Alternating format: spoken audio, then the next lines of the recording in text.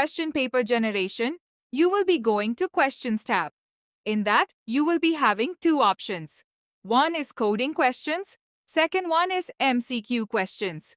So, if you want to go for coding questions, you have two ways to generate the questions.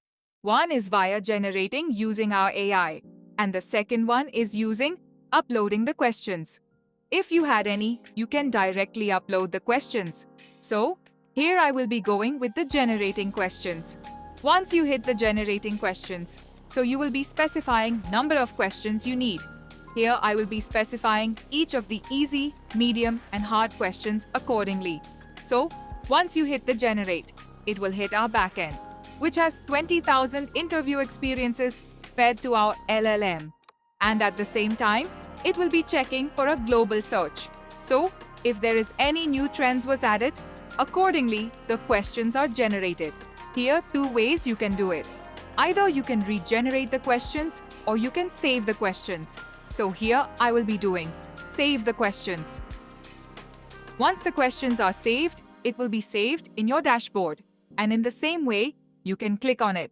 So you can see the questions which is generated and added to your. And in the same way, so you can generate the MCQ questions.